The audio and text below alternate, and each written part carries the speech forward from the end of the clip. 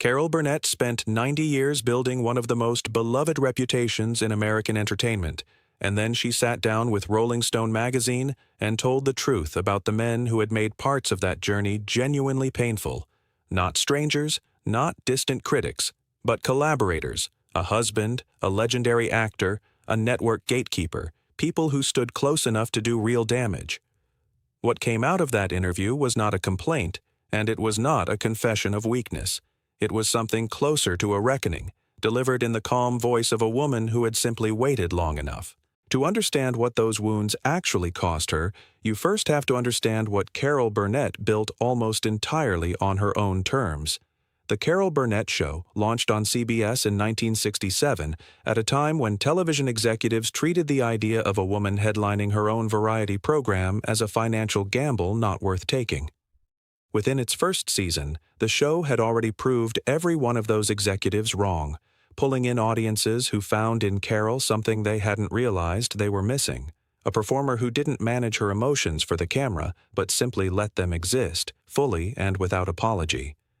Harvey Korman stood beside her for most of that run, and their chemistry was so effortlessly synchronized that audiences assumed the two of them must have been performing together their entire lives. What those audiences didn't know was that by 1974, something between them had started to break. The show was in its 7th season that year, riding the highest ratings it had ever posted, and CBS had just renewed it for 3 additional years on top of a 4th Emmy win. Korman should have been in a celebratory mood alongside everyone else, but the people working inside Studio 33 could see clearly that he wasn't. Costume designer Bob Mackie, who dressed the entire production for its full run, later confirmed that Korman had grown short-tempered with crew members and was deliberately avoiding Carol backstage with a consistency that made everyone uncomfortable. The working theory among those closest to both of them was that Korman had started feeling overshadowed as Carol's fame extended further beyond the show itself. That resentment stayed quiet until one April afternoon when a lighting error during a rehearsal segment featuring Petula Clark, who had flown in from London for the taping, left Korman's face in partial shadow. What happened next shocked everyone on that soundstage. Korman stopped the rehearsal completely, threw his script onto the floor, and announced that after all those years, nobody could get anything right. Director Dave Powers stepped in immediately to de-escalate, but Korman kept going, and then he said something that crossed a line nobody had anticipated. He suggested that Carol herself simply didn't care about the problem. That comment reached her where she sat in the audience, and she walked directly onto the stage and said to him without raising her voice, "Harvey, I've had enough. If you can't respect everyone here, then you don't need to be here at all." According to Mackie's written account, the silence that followed was so absolute that a microphone hitting the floor was audible across the entire set. Korman held her gaze for a moment and walked out, and nobody followed him. Carol sat alone in that empty studio for more than half an hour afterward, her eyes staying on the chair Korman had vacated, and she whispered, "I didn't want things to happen this way, but he went too far." The Los Angeles Herald-Examiner carried the story that same evening, and by the following morning, the television industry had talked about almost nothing else.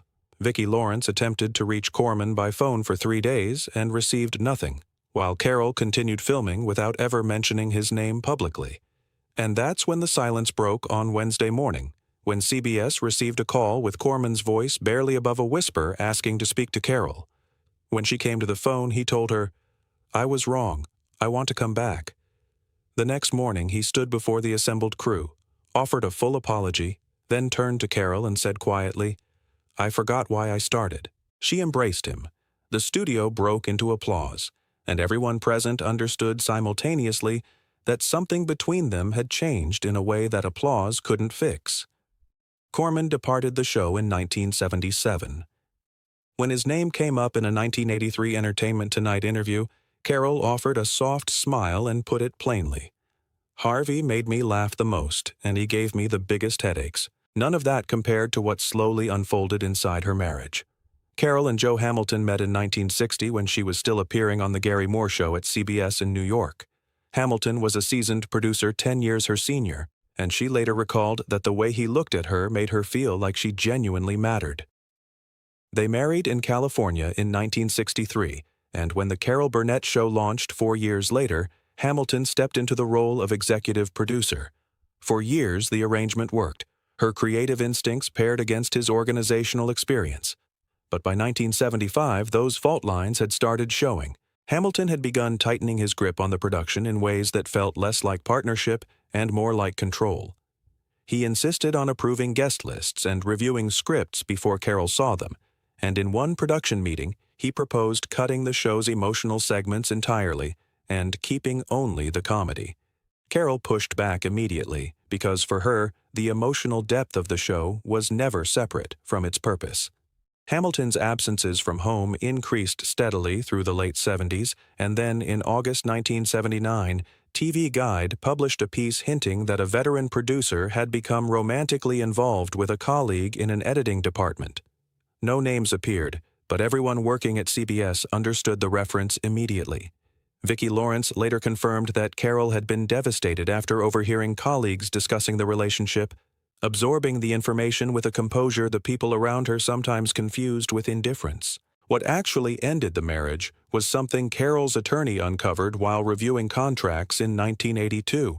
Hamilton had established Hamilton Productions in Beverly Hills and registered multiple projects derived directly from the Carol Burnett show under his own name, including Mama's Family, a spin-off built entirely around a character Carol had created and performed herself, with no ownership credit given to her. She went to his office at CBS and asked him directly, "Do you think it's fair to turn what we built together into your personal property?" His response was 4 words. "This is business, Carol." The divorce filing came on March 3, 1983, and the legal battle ran for nearly a full year with reporters from People, Variety, and USA Today camped outside the courthouse every day. The court's final ruling gave Carol the rights to the show's title, while Hamilton walked away with 40% of broadcast profits. Her answer to reporters landed on the cover of People magazine. "We used to be a great team until he forgot that I wasn't just a colleague." Hamilton died of heart disease in 1991, and Carol didn't attend the funeral, but she sent white flowers with a handwritten note. "Be at peace, Joe, and I will keep moving forward." Years later, she distilled everything into a single sentence. "Love is not enough. Trust matters just as much." The Marlon Brando episode arrived without any slow build-up, sudden, strange, and, in Carol's own words, infuriating. July 1972 found Brando at the peak of his fame after The Godfather, and at 3 in the morning, his phone call cut through the silence of Carol's home in Coldwater Canyon. Her housekeeper assumed a studio emergency and woke her immediately. The voice on the line was unmistakable, and Brando told her he had been watching reruns of her show and wanted her to know how much he admired her work. Carol thanked him and hoped that would close the call. 30 minutes later, the conversation had drifted from acting and Hollywood into territory Carol found deeply uncomfortable. The moment she recognized where things were heading, she interrupted him firmly. "Mr. Brando, it's very late and I have an early call tomorrow." She hung up, and by the next morning the story was already everywhere. The Hollywood Reporter ran it, gossip columnists added invented details, and CBS was forced to issue a public statement. Over lunch at Musso and Frank Grill, Carol told Vicki Lawrence exactly what she thought. "He crossed every boundary possible. I can't believe Marlon Brando thought a call in the middle of the night was acceptable." From that point forward, her monthly public relations schedule carried a standing note: "Do not attend events where Brando will be present." Brando's response, which eventually circulated through the industry, was to joke that Carol took things too seriously and that it had only been a conversation. That remark confirmed for everyone who worked with Carol exactly the kind of arrogance she had been describing. The humiliation that Cary Grant delivered was different: public, performed, and staged in front of some of the most famous people in the world. The year was 1968. The Carol Burnett show had just swept the Emmys, and Grant was being honored at a Hollywood Foreign Press Association gala at the Beverly Hilton. The ballroom held Lucille Ball, Gregory Peck, Elizabeth Taylor, and Jack Lemmon. Carol arrived in a deep crimson gown designed by Bob Mackie, and after the ceremony she approached Grant's table intending simply to congratulate him. A director seated nearby mentioned the show's success. Grant smiled and described a show where she waved her arms around, made silly faces, and overacted, wondering aloud why people enjoyed that sort of thing. Film critic Roger Ebert, who was present, later wrote that the atmosphere shifted noticeably the moment Grant finished speaking. Carol's smile stayed exactly where it was.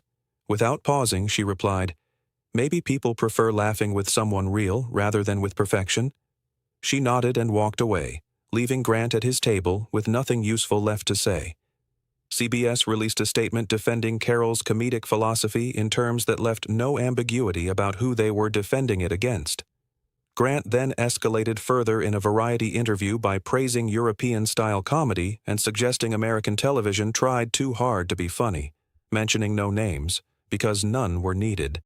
The viewer mail flooding into CBS that November doubled its usual volume, almost entirely written in Carol's defense. Her response was to say nothing and simply continue working, and that season the Carol Burnett show posted the highest ratings of its entire run. When Paramount Pictures offered her a collaboration with Grant on a musical in 1970, she declined. Behind closed doors, she told a close friend, "I will not work with someone who belittles women's laughter." Grant never apologized, but a biography published after his death admitted that Carol was so smart and so strong that she sometimes made him feel insecure. The 50-year silence surrounding Saturday Night Live represented something different from all of it. Not a personal slight, but an institutional one, sustained deliberately across 5 full decades. When Lorne Michaels launched SNL in 1975, the Carol Burnett Show was in its 8th season and had already earned its place as the most beloved variety program in America. Virtually every significant name in American comedy eventually hosted SNL. Carol Burnett, widely recognized as the most important female comedian in American television history, never received an invitation, not once. An oral history published by Back Bay Books in 2002 captured Michaels describing Carol as the face of old television, building his show explicitly against everything she represented. A former editor recalled Michaels rejecting a major sponsor's proposal to feature Carol in the show's 10th anniversary special, explaining she simply wasn't their brand of comedy. It wasn't an aesthetic judgment. It was a decision about whose voice deserved a platform and whose didn't. By 1981, Washington Post journalist Tom Shales had reported that Carol expressed interest in hosting but received no response, prompting NBC to issue a statement explaining that hosts were selected according to the tone of each season, a non-answer that satisfied nobody. During a Larry King live appearance in the late 80s, Carol addressed it with light sarcasm. "Perhaps I'm not bold enough for them to notice." In 1991, at a Television Academy event in Los Angeles, both Carol and Michaels gave speeches on the same program. When Carol took the stage, the audience rose in thunderous applause, and when Michaels spoke shortly after, Carol remained seated with a faint smile and her eyes fixed on the camera. Entertainment Tonight labeled it the coldest look in Hollywood. In 2023, NBC produced a special honoring Carol's 90th year. When asked whether she regretted never hosting Saturday Night Live, she looked at the interviewer with that particular smile of hers and said, "I guess they didn't need me. But I didn't need them either." That single sentence broke 50 years of silence in about 3 seconds, and within 24 hours, thousands of voices were insisting the exclusion should never have lasted a week, let alone 5 decades. At a panel at the Paley Media Center, she added one final thought that contained everything her response to every one of these men had always contained. "Some people don't understand," Carol Burnett said, "that kindness has a strength of its own." The men who wounded her had believed they were exposing vulnerability, and what they revealed instead, every single time, was their own.